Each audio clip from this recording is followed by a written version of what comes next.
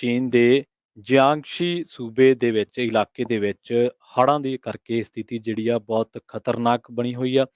5 ਲੱਖ ਲੋਕਾਂ ਦਾ ਹਾਲ ਬੁਰਾ ਹੈ। 43,000 ਹੈਕਟੇਅਰ ਫਸਲ ਬਰਬਾਦ ਹੋ ਗਈ ਆ। 7 ਕਰੋੜ ਡਾਲਰ ਦਾ ਨੁਕਸਾਨ ਜਿਹੜਾ ਉਹ ਹੋ ਗਿਆ, ਜਿਹੜਾ ਦਿਖਦਾ ਹੈ। ਕੁੱਲ 40 ਕਰੋੜ ਡਾਲਰ ਦਾ ਨੁਕਸਾਨ ਜਿਹੜਾ ਉਹ ਹੋ ਗਿਆ। ਇਸ ਹਫ਼ਤੇ ਫਿਰ ਜਿਹੜਾ ਉਹ ਮੌਸਮ ਵਿਗਿਆਨੀਆਂ ਮੁਤਾਬਕ ਮੀਂਹ ਜਿਹੜਾ ਉਹ ਪੈ ਸਕਦਾ ਹੈ।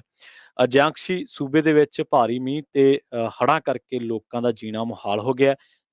ਜਿਆਂਗਸ਼ੀ ਦੇ ਜਿਹੜੇ ਆ 5 ਲੱਖ ਲੋਕ ਇਹਨਾਂ ਹੜ੍ਹਾਂ ਕਰਕੇ, ਮੀਂਹਾਂ ਕਰਕੇ ਪ੍ਰਭਾਵਿਤ ਹੋਏ ਨੇ। 43,300 ਹੈਕਟੇਅਰ ਜਿਹੜੀ ਫਸਲ ਆ ਹੁਣ ਤੱਕ ਅੰਦਾਜ਼ਿਆਂ ਦੇ ਮੁਤਾਬਕ, ਪਰ ਅੰਦਾਜ਼ੇ ਵੱਧ ਵੀ ਹੋ ਸਕਦੇ ਨੇ, ਜਿਹੜਾ ਉਹ ਬਰਬਾਦ ਹੋ ਚੁੱਕੀ ਆ। ਹਾਲਾਂਕਿ ਮੀਂਹ ਹੁਣ ਦੱਸਦੇ ਵੀ ਉੱਥੇ ਬੰਦ ਹੋ ਗਿਆ, ਪਰ ਫਿਰ ਵੀ ਮੌਸਮ ਵਿਭਾਗ ਆ ਜਿਹੜਾ ਉਹ ਕਹਿੰਦਾ ਕਿ ਇਹਨਾਂ ਇਲਾਕਿਆਂ ਦੇ ਵਿੱਚ ਇੱਕ ਵਾਰ ਫਿਰ ਤੋਂ ਜਿਹੜਾ ਮੀਂਹ ਆ ਉਹ ਆ ਸਕਦਾ, ਜਿਸ ਕਰਕੇ ਹੁਣ ਆਉਣ ਵਾਲੇ ਦਿਨਾਂ ਦੇ ਵਿੱਚ ਵੀ ਲੋਕਾਂ ਨੂੰ ਇਸ ਤੋਂ ਵੀ ਮਾੜੀ ਤੇ ਭਿਆਨਕ ਸਥਿਤੀ ਦਾ ਜਿਹੜਾ ਸਾਹਮਣਾ ਕਰਨਾ ਉਹ ਪੈ ਸਕਦਾ। ਉਧਰ ਦੂਜੇ ਪਾਸੇ ਜਿਹੜੀ ਉਹਨਾਂ ਦੀ ਯਾਂਗਤਜੀ ਨਦੀ ਆ, ਉਹਦਾ ਜਿਹੜਾ ਵਾਟਰ ਲੈਵਲ ਆ, ਉਹਦਾ ਜਿਹੜਾ ਪਾਣੀ ਦਾ ਪੱਧਰ ਆ, ਉਹ ਲਗਾਤਾਰ ਤਾਂ ਨੂੰ ਆ ਰਿਹਾ, ਵੱਧ ਰਿਹਾ। ਤੇ ਇਸ ਕਰਕੇ ਹੁਣ ਜਿਹੜੇ ਹੋਰ ਉੱਥੋਂ ਦੇ ਡੈਮ ਨੇ, ਉਹਨਾਂ ਨੂੰ ਵੀ ਹਾਈ ਅਲਰਟ ਤੇ ਕੀਤਾ ਗਿਆ।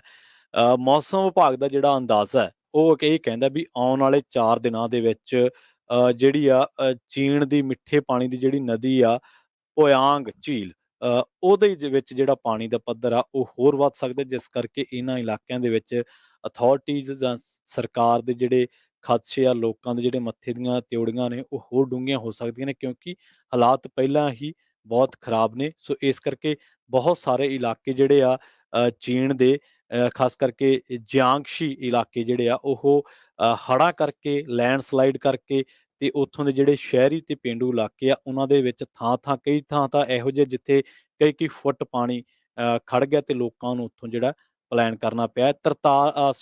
83,000 ਲੋਕਾਂ ਨੂੰ ਜਿਆਂਗਸ਼ੀ ਦੇ ਜ਼ਿਆਦਾ ਪ੍ਰਭਾਵਿਤ ਲੋਕਾਂ ਦੇ ਜਿਹੜੇ ਇਲਾਕੇ ਆ, ਉਹਨਾਂ ਦੇ ਵਿੱਚੋਂ ਕੱਢਿਆ ਪਿਆ।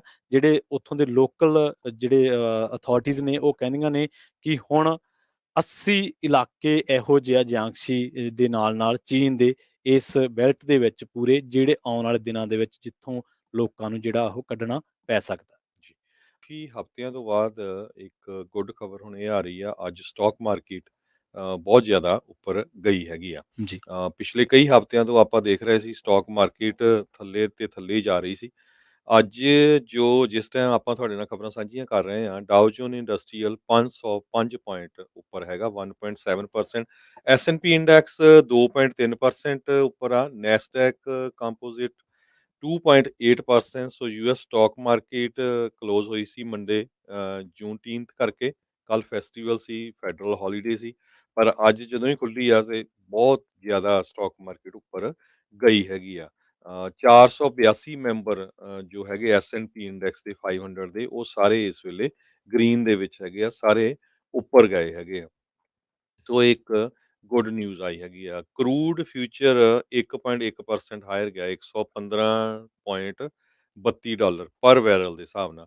West Texas intermediate US oil benchmark 2% ਉਹਨਾਂ ਨੇ ਗੇਨ ਕੀਤਾ ਹੈਗਾ, $111.55 ਦੇ ਉੱਤੇ। ਮੇਜਰ ਟੈਕ ਸਟਾਕ ਖਾਸ ਕਰਕੇ ਗੂਗਲ ਦੀ ਪੇਰੈਂਟ ਕੰਪਨੀ ਅਲਫਾਬੈਟ 4% ਉੱਪਰ ਗਈ ਆ। ਐਪਲ ਤੇ ਐਮਾਜ਼ੋਨ ਦੋਨਾਂ ਦੇ ਸ਼ੇਅਰ 3% ਦੇ ਕਰੀਬ ਉੱਪਰ ਗਏ ਹੈਗੇ ਆ।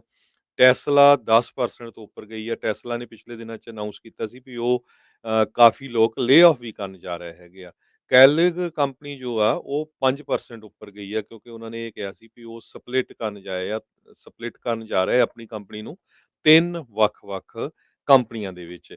ਸਪਿਰਿਟ ਏਅਰਲਾਈਨ ਦੇ ਸ਼ੇਅਰ 8% ਉੱਪਰ ਗਏ ਆ, ਜਦੋਂ ਜੈਟ ਬਲੂ ਨੇ ਟੇਕ ਓਵਰ ਕੀਤਾ ਹੈਗਾ, ਤੇ ਉਹ $33.50 ਤੇ ਉਹਨਾਂ ਦਾ ਸ਼ੇਅਰ ਗਿਆ ਹੈਗਾ। ਤੇ ਯੀਲਡ ਬੈਂਚਮਾਰਕ 10 ਈਅਰ ਟ੍ਰੇਜਰੀ ਨੋਟ ਦੇ ਉੱਤੇ ਜਿੱਦਾਂ ਹਾਇਰ ਹੈਗੀ ਆ, ਕਾਫੀ ਉੱਤੇ ਗਈ ਹੈਗੀ ਆ। ਲਗਾਤਾਰ 10 ਵੀਕ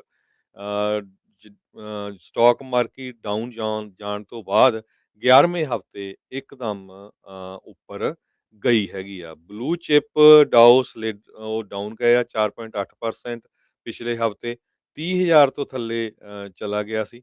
ਤੇ ਜਨਵਰੀ 2021 ਲਾਸਟ ਵੀਕ ਤੇ ਟੈਕ ਦਾ ਹੈਵੀ ਨੈਸਡੈਕ ਸਲਿਪ ਹੋਇਆ ਸੀ 4.8% ਪਿਛਲੇ ਹਫ਼ਤੇ ਦੇ ਵਿੱਚ।